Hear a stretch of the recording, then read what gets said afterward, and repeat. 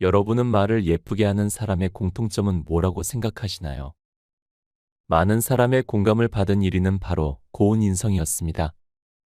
말은 그 사람의 마음속에 있는 인성이 입을 통해서 나온 것이기 때문이죠. 하지만 막상 대화를 할 때 보면 말보다 더 중요한 것이 있습니다. 바로 몸짓, 표정, 눈빛을 전하는 몸입니다. 미국의 심리학과 교수인 메라비언의 연구에 따르면 말은 7%뿐이고 나머지 93%는 몸짓, 음색, 억양 등이 대화를 모두 차지했죠. 그래서 오늘은 여러분의 생활에서 바로 써먹을 수 있는 대화법 10가지를 소개하려고 합니다. 영상 아래에 좋아요와 구독 버튼 한 번씩 눌러주시면 정말 감사하겠습니다. 지금부터 시작합니다.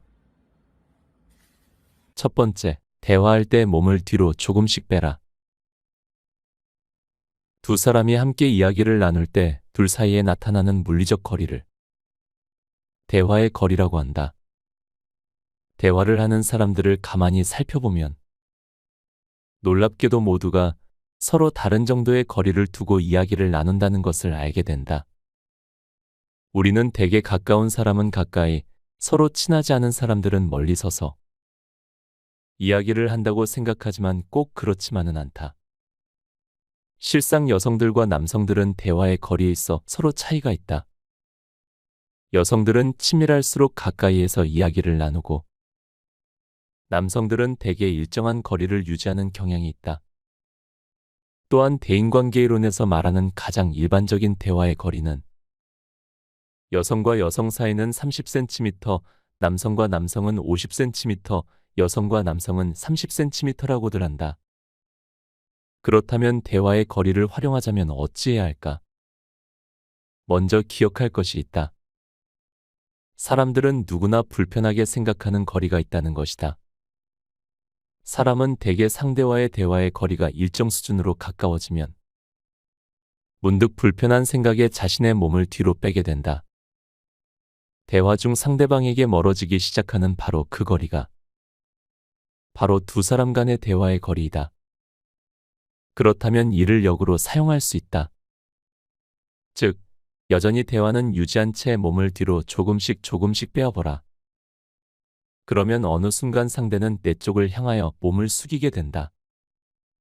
대화의 중요한 원칙 중 하나는 대화의 장면에서 몸이 앞쪽으로 향하는 사람이 대화에 더욱 적극적으로 참여하게 된다는 것을 알고 있는가?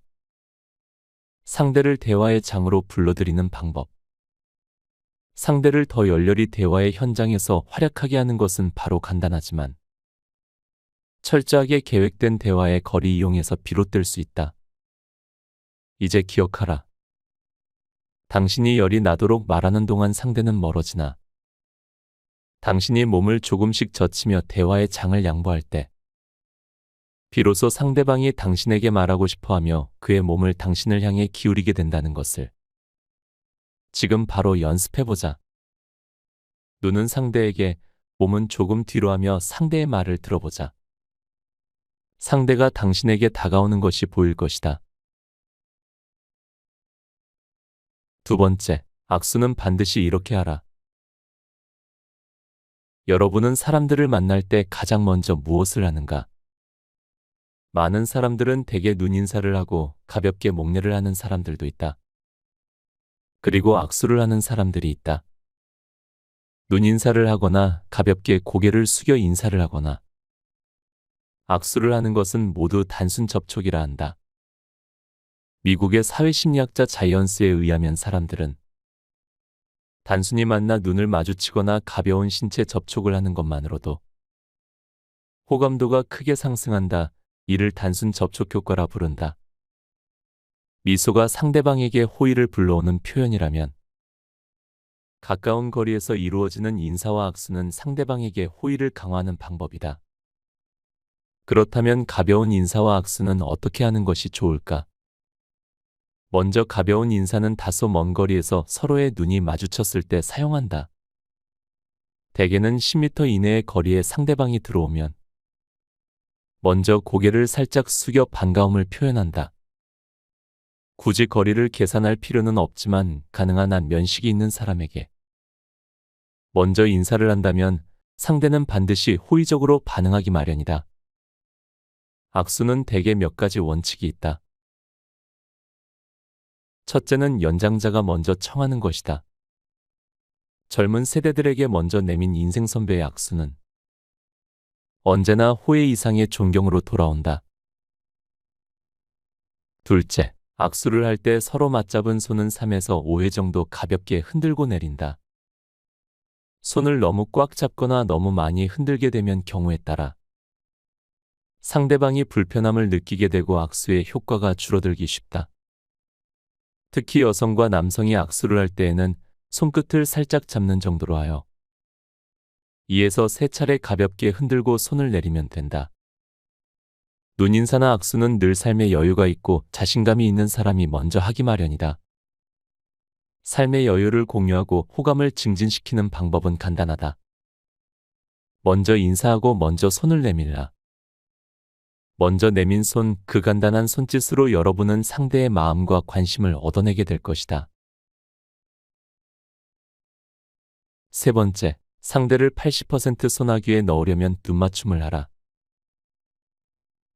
사람마다 눈의 느낌이 다르다. 시원한 눈, 울 것 같은 눈, 사랑스런 눈, 무서운 눈 등. 눈은 본다는 생물학적 의미 이상의 의미를 갖는다. 눈으로 말한다라고 할 만큼 사람의 감정을 담아낸다. 따라서 누군가와 대화를 할 때 눈을 보이지 않거나 눈길을 피할 때 우리는 그 사람을 속을 알 수 없는 사람이라고 여기고 심지어는 뭔가를 숨긴다고 의심하기까지 한다. 눈을 바라본다는 것은 무엇을 의미하는가? 눈은 말하는 대상을 관찰하는 도구이자 관찰의 결론을 담는 창과 같다.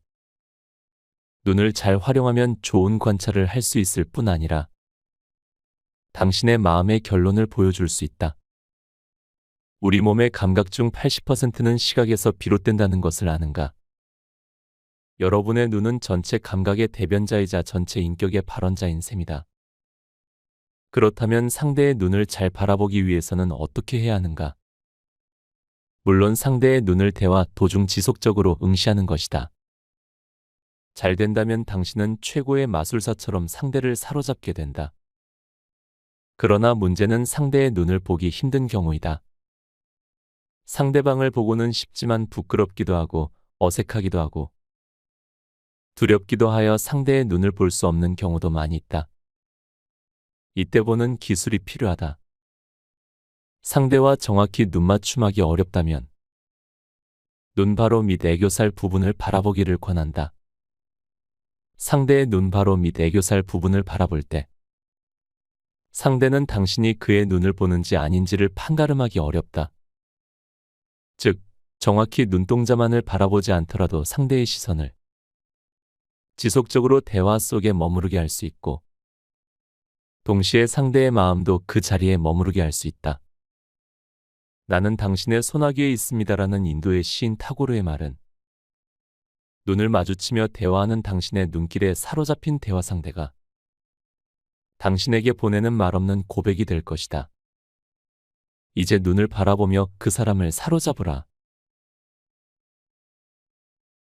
네 번째, 15-3 법칙을 기억하라.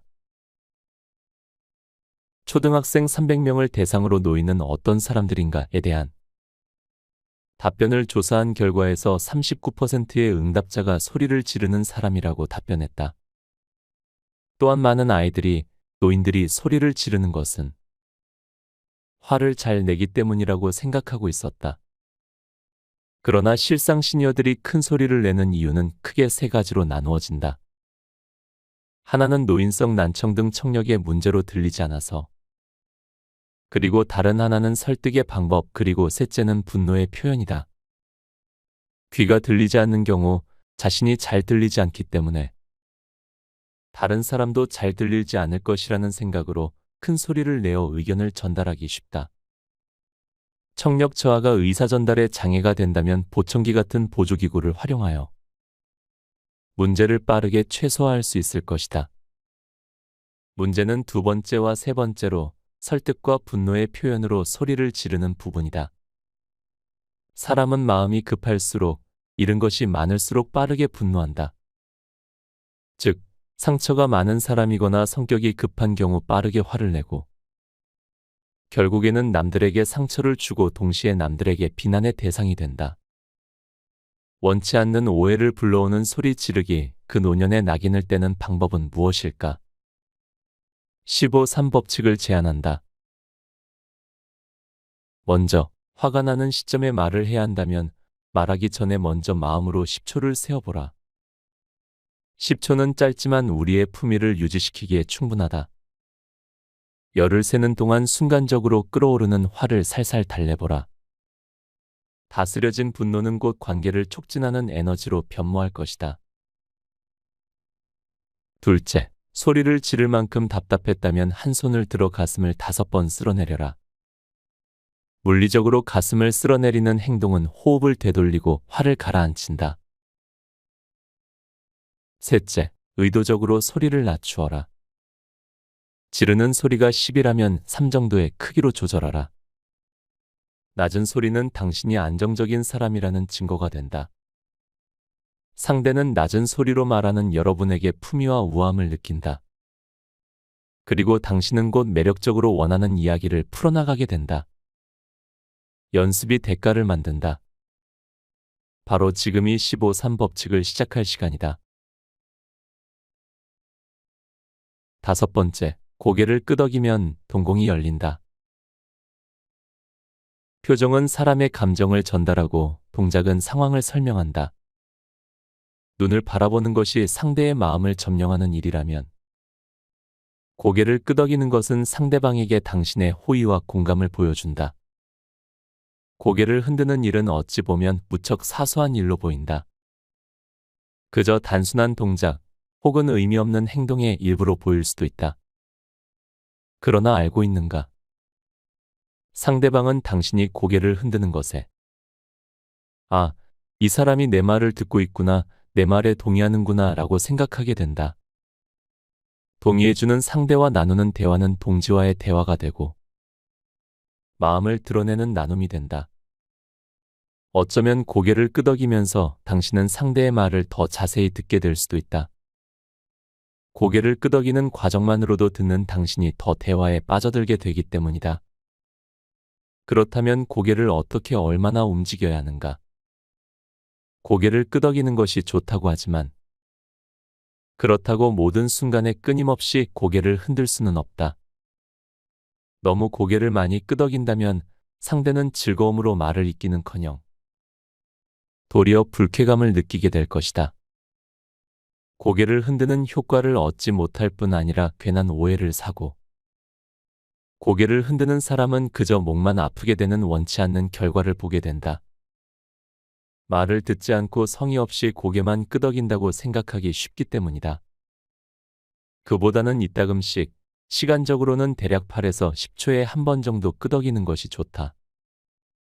물론 고개를 흔들지 않는 8에서 10초 사이의 시간에는 상대방의 눈을 바라보며 상대의 마음을 끌어당기는 일이 함께 일어나야 대화가 더욱 효과적으로 일어난다. 명품 대화를 원하는가? 그렇다면 지금 고개를 위아래로 끄덕여 보라. 이 단순 동작을 통해 여러분의 인격은 위로 그리고 상대의 불신은 아래로 내려가며 숱한 대화의 장에서 여러분은 명품 친구, 최고의 파트너로 각광받게 될 것이다. 바로 지금 고개를 끄덕이라. 6번째, 내 말만 하지 말라, 혼자 남는다. 누구나 상대가 나를 전혀 배려하지 않는 순간을 마주하게 된다. 당황스럽기도 하고 때로는 화가 나기도 한다. 사람들은 이렇듯 타인을 배려하지 않는 사람을 이기적이라고 말하고 대부분 그를 인격적으로 상대하지 않는다. 놀라운 것은 이런 상황이 나이가 지긋하신 분들끼리의 대화 장면에서 매우 자주 목격된다는 것이다. 한 사람은 목청을 높이며 이야기를 하고 다른 사람들은 차마 그 자리를 떠나지는 못하고 짜증스런 얼굴로 상대의 말을 견디고 있다. 이런 장면을 자세히 들여다보면 말하는 이가 상대의 표정이나 반응에 상관없이 혼자 지겹고 공감되지 않는 주제로 쉼없이 떠벌리고 있음을 알 수 있다. 사람은 앉아 있으나 듣는 이는 없고 공허한 울림만 있을 뿐이다. 우리가 말을 하는 것은 상대에게 전달하고자 하는 바가 있기 때문이다. 다시 말해 상대가 듣지 않는다면 우리의 말은 바람 소리만도 못하게 될 수 있다. 특히 모두를 무시하고 자신만이 옳다고 주장하거나 상대방의 짜증스런 반응에도 눈치 없이 하고 싶은 말만을 고집한다면 당신은 곧 홀로 남게 될 것이다. 그들은 지금까지 당신에게 당했던 말고문을 더 이상 견딜 수 없기 때문이다. 그렇다면 어떻게 해야 할까? 첫째, 대화 중 상대가 얼굴을 찡그린다면 목소리부터 낮춰보라. 둘째, 상대가 고개를 돌린다면 당신은 혼잣말에 취한 것이다. 상대가 대화의 주제를 어떻게 생각하는지 물어보라.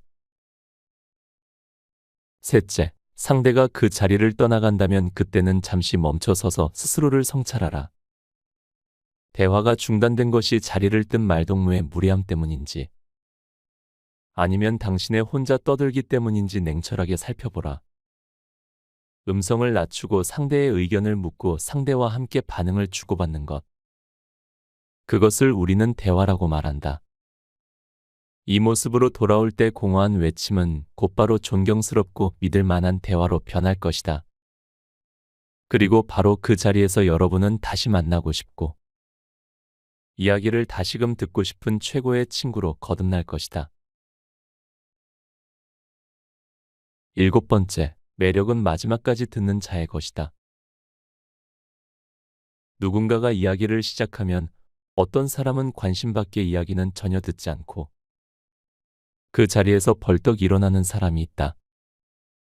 반면 어떤 사람은 지루하고 뻔한 이야기라도 껄껄거리며 듣거나 가만히 앉아 끝까지 귀를 기울여주는 사람이 있다.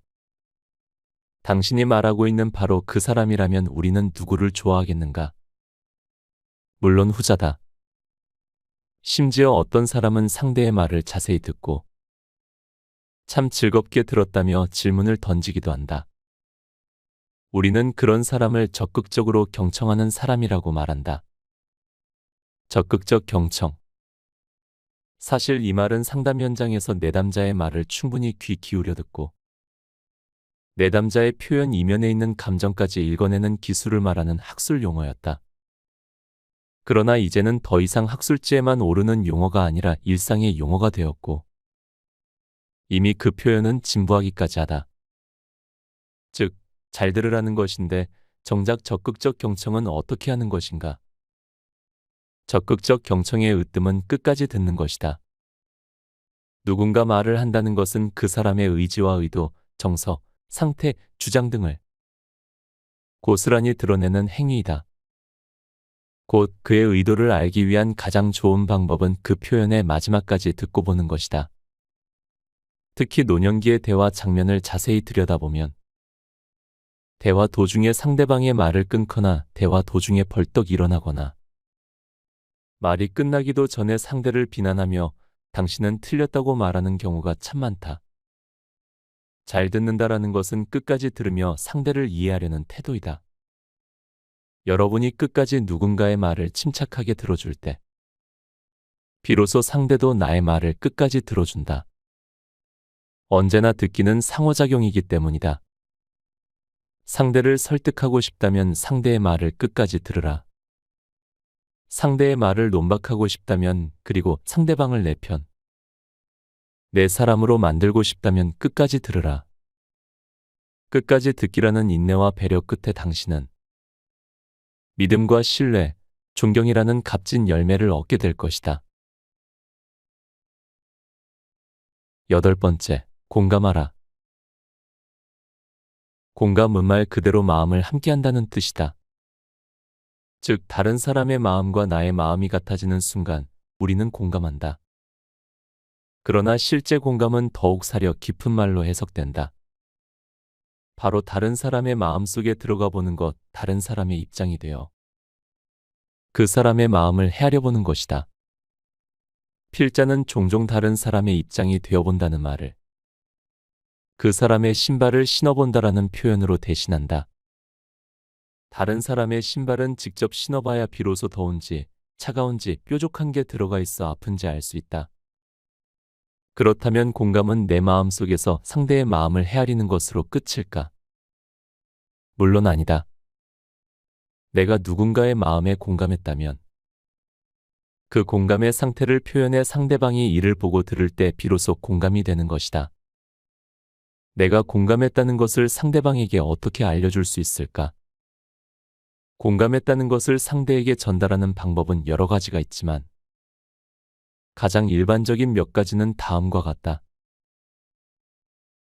첫째, 상대의 마음과 상태가 내 마음에 와 닿은 것을 그대로 말로 전달하는 방법이다. 예를 들면 얼마나 힘들었을까, 무척 괴로웠겠다, 그 얘기를 들으니 내 가슴이 찡하고 눈물이 난다.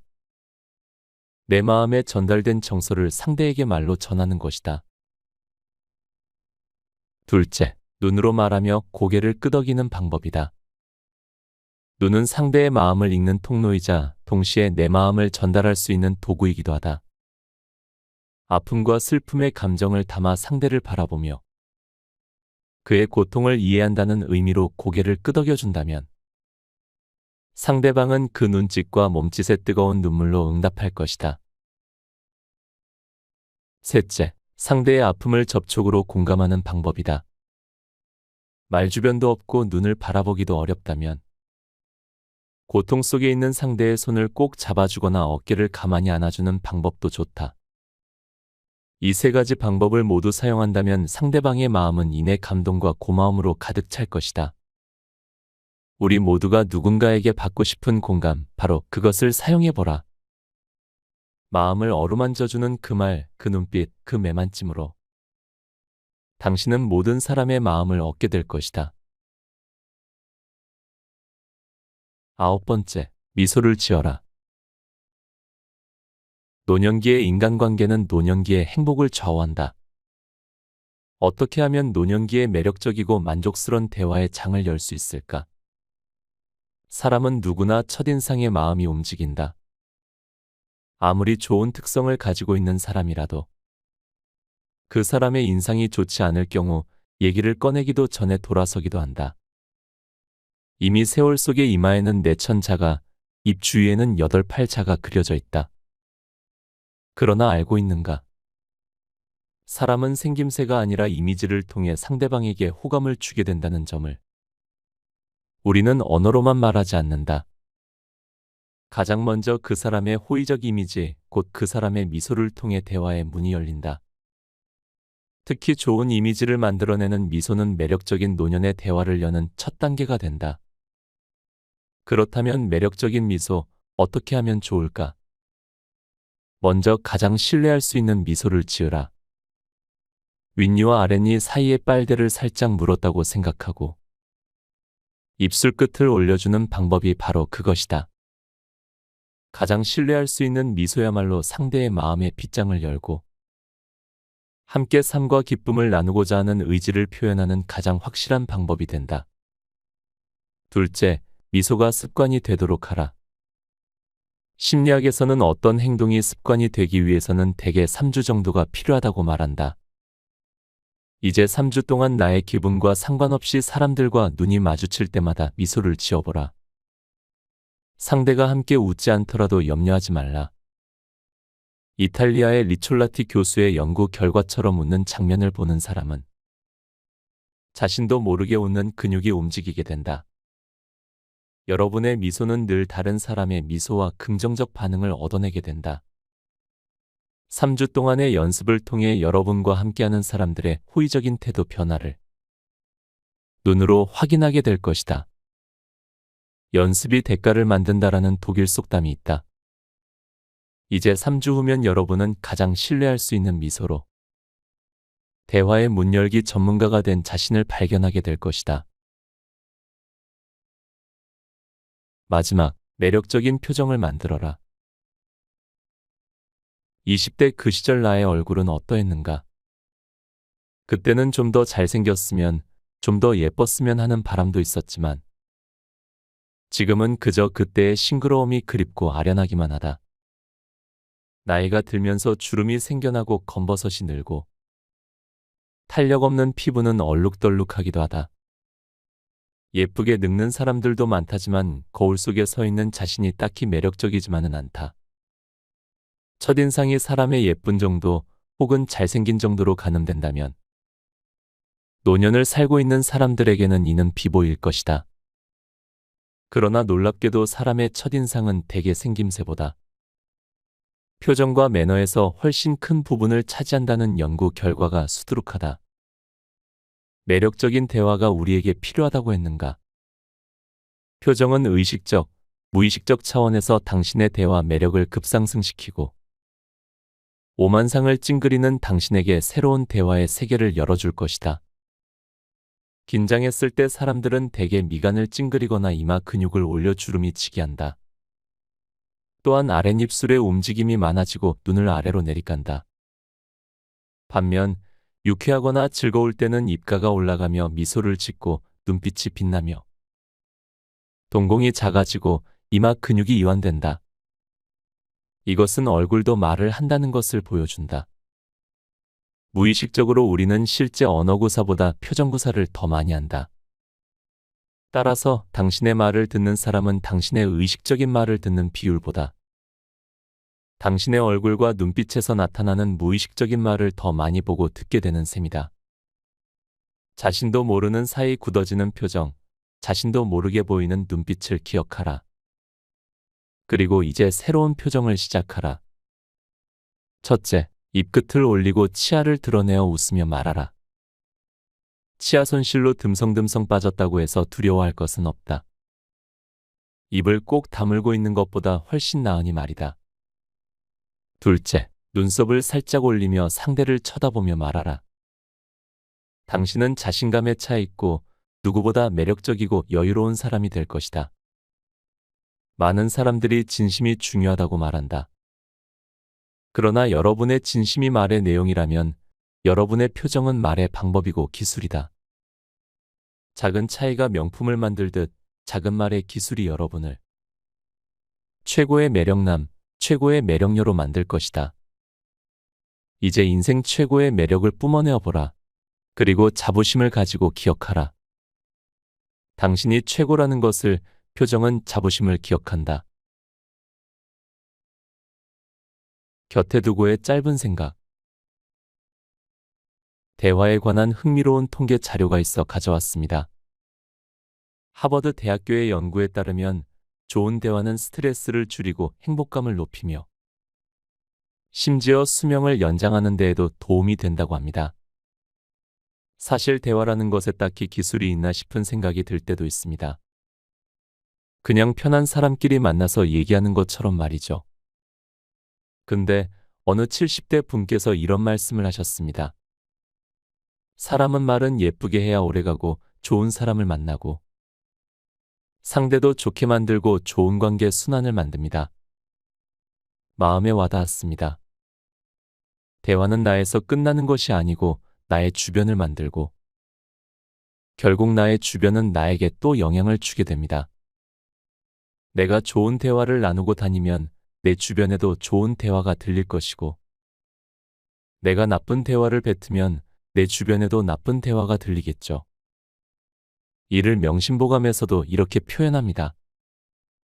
착한 사람과 같이 살면 향기로운 지초와 난초가 있는 방 안에 들어간 것과 같아서 오래도록 그 냄새를 알지 못하나 곧 더불어 그 향기와 같아지고 착하지 못한 사람과 같이 있으면 생선가게에 들어간 것과 같아서 오래되면 그 나쁜 냄새를 알지 못하나 또한 더불어 같아지리라.